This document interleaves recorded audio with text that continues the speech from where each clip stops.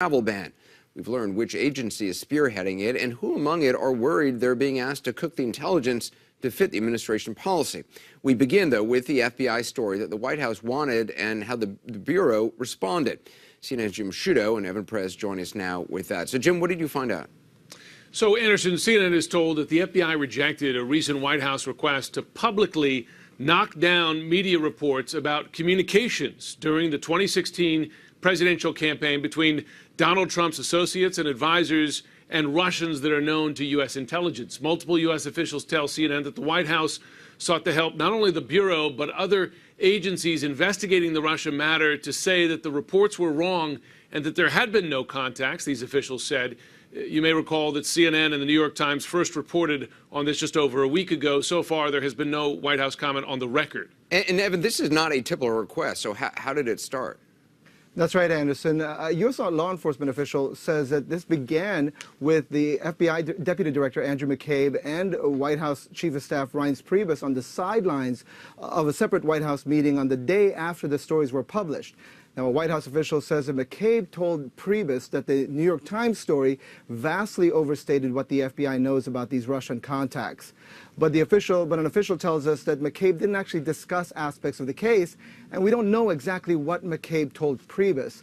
The White House official says that Priebus later reached out again to McCabe and to the FBI Director, James Comey, asking for the FBI to at least talk to reporters on background to dispute these stories. The FBI refused. And I should add, the FBI declined to comment for this story, Anderson. So, Jim, White House Chief of Staff Reince Priebus denied that story. This is what he said a week ago on Fox News Sunday.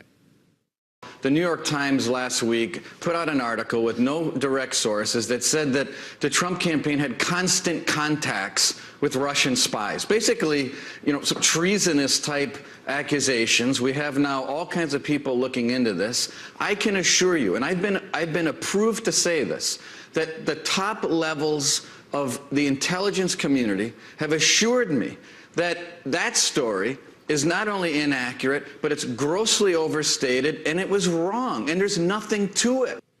But, Jim, I mean, the investigation is still going on, and also I should point out, Priebus is focusing on the New York Times reporting, talking about Russian spies.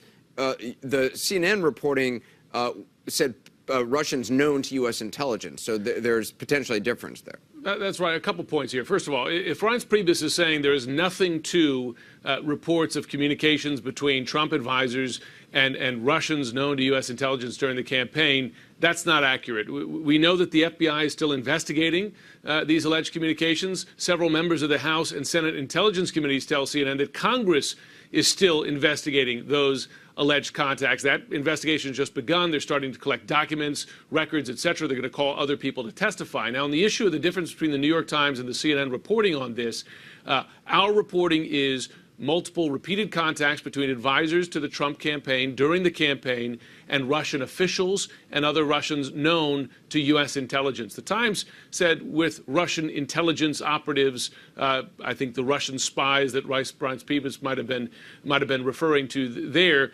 that is a difference. Now, what it doesn't deny, though, is that there were contacts between Trump campaign advisors and Russian officials and Russians known to U.S. intelligence. And that is still significant enough by itself, Anderson, for not only the FBI, but Senate and House intelligence committees to continue to investigate. And, Evan, this is not a typical back and forth between the White House and the FBI, right? That's right, Anderson. This communication between the White House and the FBI is unusual because of a decade-old restriction on such contacts. Now, the request from the White House would appear to violate procedures that limit just these types of communications with the FBI on pending investigations.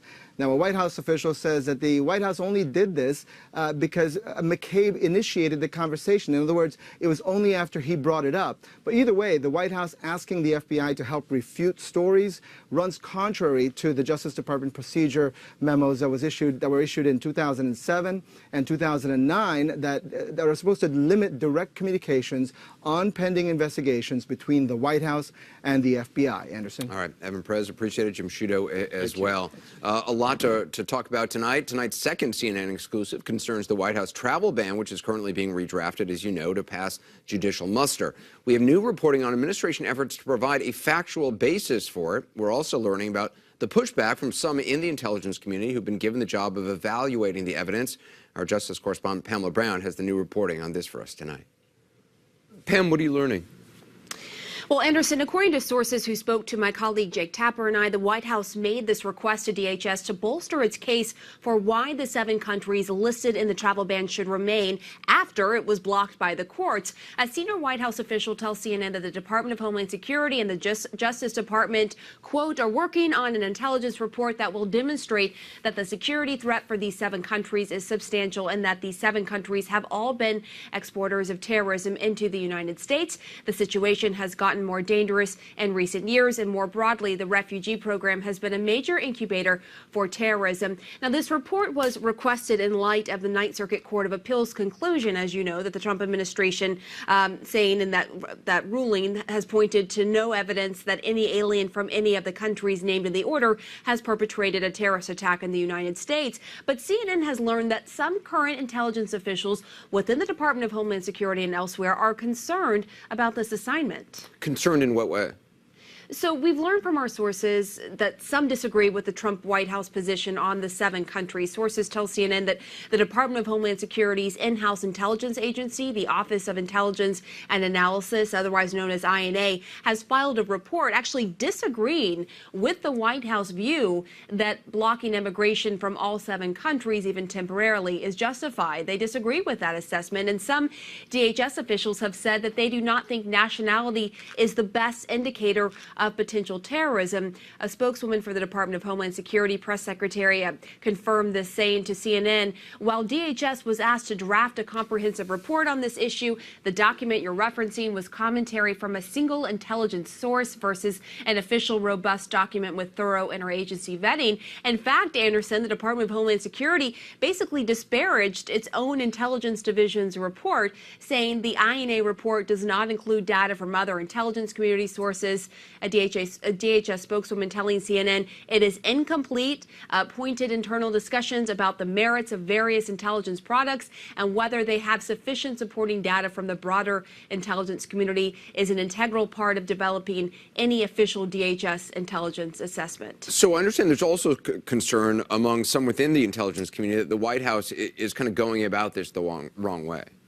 That's right. So the notion of the Trump White House seeking an intelligence report to fit its policy instead of the other way around is an issue for many in the intelligence community. According to people we've spoken with, our sources tell us that there are those within the Department of Homeland Security with concerns that intelligence at the department itself might even be politicized, particularly by the new head of INA, David Glowy, who initially objected to his division's assessment that was at odds with the White House assessment, according to our sources, though the department called that accusation absurd and not factually accurate. A White House official telling my colleague Jake Tapper that the White House intends to bolster its case for the ban, pointing to non-lethal and failed terrorist attacks, as well as investigations and convictions of individuals attempting to join or support terrorist groups. The White House says the new travel ban executive order will be signed next week. Anderson? All right, Pam, thanks very much for the update. Thanks. All right, just ahead tonight, he says he wants, in his words, to deconstruct what he calls the administrative state in Washington. He's also the president's top political advisor, and he rarely speaks in public. Coming up next, hear for yourself what Steve Bannon has in mind, why some call it ambitious, others call it dangerous. Later, how embattled GOP lawmakers